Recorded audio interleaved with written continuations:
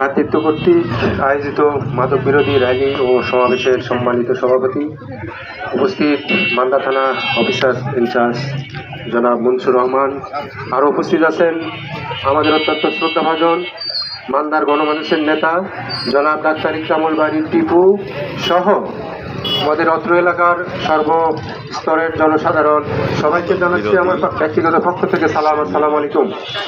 এখানে আমি সংক্ষিপ্ত আকারে দু একটি কথা বলবো। সবাই এখানে আমরা যারা এই এলাকায় বসবাস করি এবং থাকি, আমরা কিন্তু সবাই জানি, বিশেষ করে এই এলাকায় যারা ব্যবসা করেন, আমি জানি এই এলাকায় অনেক দোকানদার আছে, দোকানে কিচ্ছু নাই, অথচ তারা মাসের পর মাস ভাড়া দেয়, কিন্তু তাদের কিন্তু ইনকাম হলো, আপনারা সবাই জানেন, তারা আমরা নামে বেনামে শুনি তারা মাদকের ব্যবসা করে। আমি চকল স্কুল অ্যান্ড কলেজের সভাপতি যখন হলাম, আমার কাছে ইনফরমেশন আসলো চকল স্কুল মাঠে রাতের অন্ধকারে নাকি মাদক সেবন হয়। আমাদের কাছে আসার পরে আমি স্কুলের প্রধান শিক্ষক সহ আমি স্কুলে প্রত্যেকটা গেটে তালার ব্যবস্থা করলাম যে অন্য কোথাও হোক, কিন্তু আমাদের স্কুলের মাঠে এই মাদকের ব্যবহার বা মাদক সেবন করতে আমরা দিব না। সেই জন্য আমরা ওখানে তালার ব্যবস্থা করেছি। মাগরিবের নামাজের পরপরই মাঠে প্রত্যেকটা তালা বন্ধ থাকে এবং আমরা ওখানে আর মাদকের সেবনের কোনো আস্থানা রাখিনি। কিন্তু এখানে আমি একটু কথাই বলবো যে এখানে যারা বাজার কমিটির সভাপতি, সেক্রেটারি বা অন্যান্য যারা আছেন, আপনারা কিন্তু সবাই জানেন, ব্যক্তিগতভাবে আমিও জানি কোন বাড়িতে মাদক বিক্রি হয়, কারা করে। আপনারা একটু দয়া করে নাম দিবেন। এই আপনারা যদি ভয় পান, এই ভ্রাতৃত্ব সংগঠনকে নাম দিবেন, ওনারা ওসি মহোদয়ের সঙ্গে যোগাযোগ করবে এবং পারলে উনি যেটা বলছেন, আপনাদের হাতে নাতে যদি ধরা পান তাদের ঘেরাও করে রাখেন, তারপরে প্রশাসনকে খবর দেন, ওনারা আসে সেই ব্যবস্থা করবে। আর পরিশেষে আমি আরেকটি কথা বলবো মাননীয় ওসি সাহেবকে, যে আমরা ইতিপূর্বে এখান থেকে দেখছি মাদকে অনেক লোকজন ধরে নিয়ে যাওয়া হয়, ধরে নিয়ে যাওয়ার পরে হয়তো 10 দিন 15 দিন পর পর আবার ছেড়ে দেওয়া হয়। এইটা যেন না হয়, আপনারা সঠিকভাবে এটা তদন্তপূর্বক তাদের শাস্তির ব্যবস্থা করবেন, এই আশাবাদ ব্যক্ত করে আমি আমার কথা শেষ করছি। আসসালামু আলাইকুম।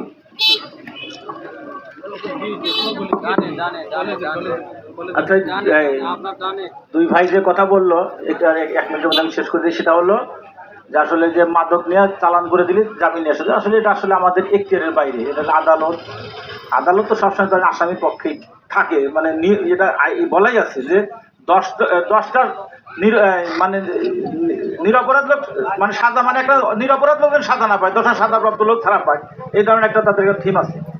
আসলে আদালত এখতিয়ারের ব্যাপার। শোনেন, ও অপরাধী যতই হোক, আমি তো বললাম আপনারা 10 জন বলে তোর দোকান আজকে বন্ধ, আমি তো বললাম কঠোর অবস্থানে স্বামী আপনার পাশে আসি, যে কোনো সময় পাশে, ওর বাপ তারাও করতে পারবে না, আমি আছি, জান আপনার ভয়ের কোনো কারণ নাই, কোনো ভয়ের কারণ নাই, শুধু আপনার ইমান ঠিক রাখবেন যে হ্যাঁ আর কেউ না দিকে আল্লাহ দেখতেছে, শেষ।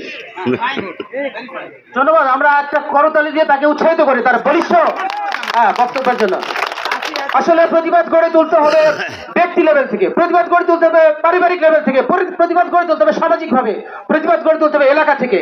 তাছাড়া মাদক রোধ করা যাবে না। আমরা কি সবাই কি প্রতিজ্ঞাবদ্ধ? আমরা এলাকায় প্রতিবাদ গড়ে তুলবো ইনশাআল্লাহ। ধন্যবাদ। এ পর্বে বক্তব্য নিয়ে আসছে পূর্ব মান্দার অহংকার, মান্দা উপজেলা জনমানুষের নেতা, আমাদের শ্রদ্ধেয় জনাব ডাক্তার ইকরামুল বারী টিপু।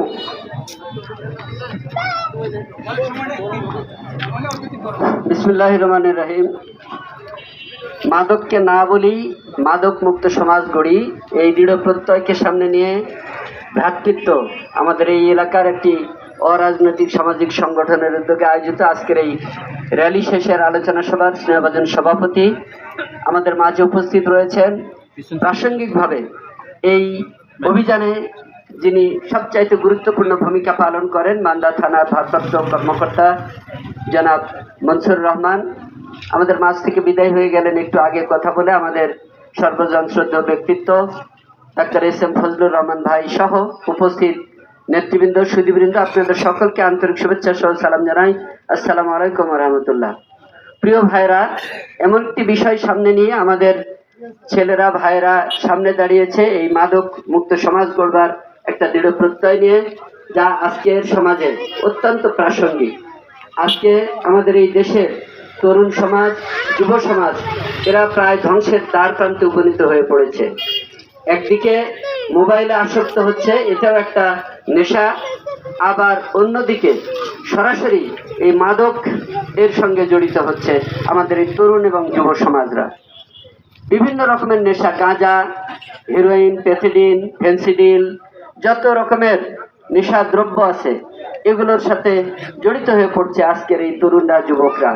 এবং এই তরুণ যুব সমাজকে ধ্বংস করবার জন্য হাতের কাছে মাদক পৌঁছে দিচ্ছে এক শ্রেণীর ব্যবসায়ী, এক শ্রেণীর সুবিধাবাদী মানুষ, যাদের সমাজে অন্য কোনো আর্থিক ইনকামের পথ নেই, দৃশ্যমান কোনো আয় ইনকামের পথ আমরা দেখতে পাই না, মানুষ দেখতে পায় না।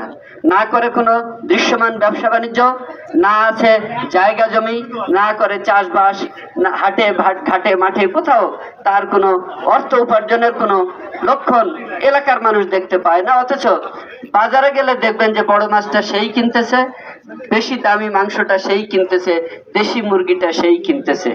এখান থেকেই কিন্তু আমরা অনুমান করতে পারি যে কারা এই রকমের অদৃশ্য ব্যবসার সঙ্গে জড়িত। এদেরকে চিহ্নিত করতে হবে প্রথম। এদেরকে চিহ্নিত করে যদি এদের উপর নজরদারি রাখেন, তাহলে দেখবেন যে এদের মধ্যেই কেউ কেউ সত্যিকার অর্থে এই মাদক ব্যবসার সাথে জড়িত। খাচ্ছে হয়তো 10 জন 20 জন বা দূর দূরান্ত থেকে এসে মানুষ কিনে নিয়ে যাচ্ছে, দূরে গিয়ে সেবন করছে, কিন্তু এইখানে হাতে গোনা যে 2-1 জন ব্যবসার সঙ্গে জড়িত, তাদেরকে যদি আমরা প্রতিরোধ করতে পারি, তাদের ব্যবসাকে যদি আমরা বন্ধ করে দিতে পারি, তাহলে আমার মনে হয় অন্তত এলাকা ভিত্তিতে আমরা কিছুটা স্বস্তিতে থাকতে পারবো, এই মাদক মুক্ত থাকতে পারবো, আমাদের সন্তানেরা হয়তো একটু নেশার থেকে দূরে থাকতে পারবে। তাই সামাজিকভাবে আমাদের সবাইকে সচেতন হতে হবে। সমাজের প্রতি আমাদের একটা দায়বদ্ধতা আছে।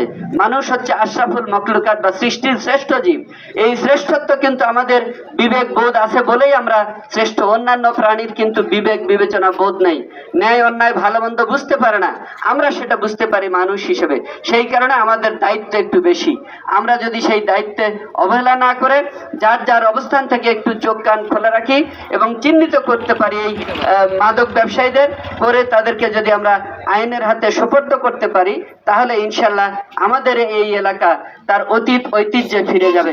একটা সময় ছিল যে চকলি এই অঞ্চল বলতেই দূরের মানুষরা বুঝতো যে এই অঞ্চলের মানুষ কোনো অপকর্মের সঙ্গে জড়িত থাকে না, কোনো নেশার সঙ্গে জড়িত থাকে না, কোনো অপসংস্কৃতির সঙ্গে জড়িত থাকে না, বরং তারা সত্যিকার অর্থে ধর্মভীরু মানুষ, ধর্মীয় অনুশাসন মেনে চলে। সেই অবস্থায় যদি আমরা সমাজকে আবার ফিরিয়ে আনতে পারি, যে লক্ষ্য উদ্দেশ্য নিয়েই মূলত এই ভ্রাতৃত্ব সংগঠন জন্ম লাভ করেছিল, সেই লক্ষ্য উদ্দেশ্যগুলো যদি আমরা বাস্তবায়ন করতে পারি, তাহলে ইনশাল্লাহ সমাজ থেকে, আমাদের এই অঞ্চল থেকে এই মাদক নির্মূল হয়ে যাবে। আর এখানে ওসি সাহেব ওনার বক্তব্যে দৃঢ়ভাবে বলেছেন উনি আমাদের সঙ্গে থাকবেন। আমরা সে ব্যাপারে আশাবাদ পোষণ করতে চাই এবং একই সঙ্গে ওনার কাছে এইটুকু দাবি রাখতে চাই, আমরা বলতে চাই যে পুলিশ সম্পর্কে মানুষের মধ্যে জেনে হোক না জেনে হোক কিছু কিছু ভ্রান্ত ধারণা থাকলেও কিছু কিছু বিষয় কিন্তু আমরা লক্ষ্য করে থাকি, যা মানুষ সচেতনভাবে খেয়াল করে বলেই এগুলো উচ্চারণ করে। যেমন আমি একটা উদাহরণ দিয়ে বলতে পারি যে অনেক জায়গায় আমরা দেখেছি, এইখানে না হলেও অনেক জায়গায় দেখেছি যে 5 কেজি গাঁজা সহ আসামি গ্রেপ্তার হয়ে গেল, চালান দিল, দেখা গেল ওইখানে জব্দ তালিকায় গেল 1 পোয়া বা তারও কম, 200 গ্রাম 100 গ্রাম গাঁজা সহ চালান দিয়ে দেওয়া হয়েছে। বাকি গাঁজা পথিমধ্যে কোথায় হারিয়ে গেল? এটা যেখানে ধরা পড়েছিল সেইখানকার মানুষ দেখলো 5 কেজি, কিন্তু থানায় যাওয়ার পরে ওটা কিভাবে 100 গ্রাম 200 গ্রাম হয়ে গেল এটা মানুষ বুঝতে পারে না। এই জন্যই মানুষ কিন্তু পুলিশ সম্পর্কে একটা নেতিবাচক ধারণা পোষণ করে। আমাদের থানা নিশ্চয় সেই আওতায় পড়বে না, এটা আমরা আশাবাদ পোষণ করি। আপনার মতন দায়িত্বশীল অফিসার এখানে দৃঢ়ভাবে দায়িত্ব পালন করছেন, এই জন্য আমরা আশাবাদ পোষণ করি যে এরকম ভাবে যেন অপরাধীরা সুযোগ না পায়, এটুকু অনুরোধ থাকবে আপনার প্রতিও। আমি আর বক্তব্য বাড়াতে চাই না। এই এলাকার মানুষ হিসেবে আমিও আপনাদের সাথে একাত্মতা ঘোষণা করতে চাই যে আপনাদের এরকমের মাদক বিরোধী যে কোনো অভিযোগ আমাকেও যদি জানাতে চান আমাকেও জানাবেন, আমিও ইনশাল্লাহ আমার দিক থেকে প্রশাসন সহ যেখানে যেখানে জানানোর দরকার, ব্যবস্থা নেওয়া দরকার সেটা গ্রহণ করব। আর মাদক ব্যবসায়ী ভাইয়েরা যারা রয়েছেন এই অঞ্চলের, তাদের প্রতি আমি হুঁশিয়ারি উচ্চারণ করতে চাই যে আজকে ভ্রাতৃত্বের এই সংগঠনের পক্ষ থেকে ভদ্রচিতভাবে প্রশাসনের মানুষজন সহ সচেতন সমাজসেবক সহ আমরা খুব নমনীয়ভাবে আপনাদের প্রতি আহ্বান রাখলাম যে আপনারা এই ব্যবসা ছেড়ে দেন। এই দুনিয়াতে ব্যবসার কোনো অন্ত নাই, হালাল বহু ব্যবসা রয়েছে, সেই ব্যবসা করে আপনার সংসার চলবে। প্রয়োজনে আমরা আপনাদেরকে সহযোগিতা করব অর্থনৈতিকভাবে, যদি আপনারা এই হারাম ব্যবসাটা ছেড়ে দেন, এই অসামাজিক ব্যবসা বাণিজ্য ছেড়ে দিয়ে সুপথে ফিরে আসেন, তাহলে আমরা আপনাদেরকে সর্বাত্মক সহযোগিতা করব। আর যদি এই উদাত্ত আহ্বান জানানোর পরেও আপনারা সুপথে ফিরে না আসেন, এই অশুভ মানে ব্যবসা বাণিজ্য আপনারা ত্যাগ না করেন, তাহলে এর পরিণতি অত্যন্ত ভয়ানক হবে। ভবিষ্যতে হাতে নাতে ধরে আপনাদেরকে আইনক ব্যবস্থা নিতে হবে এবং সামাজিকভাবে আমরা যদি কোনো ব্যবস্থা গ্রহণ করি নিশ্চয় তা সুখকর হবে না। আমরা সমাজের এই এলাকার মানুষ হিসেবে আপনাদের প্রতি আহ্বান রাখবো যে আমাদেরকে সেই কঠোর অবস্থানে যেন যেতে আপনারা বাধ্য না করেন। সবাইকে ধন্যবাদ জানিয়ে আজকের এই আয়োজনকে সাধুবাদ জানিয়ে আমি সংক্ষিপ্ত আমার কথা এখানেই শেষ করলাম। আল্লাহ হাফেজ, বাংলাদেশ জিন্দাবাদ। সবাইকে ধন্যবাদ। আসসালামু আলাইকুম। এখন সব স্তরের মানুষ আছে।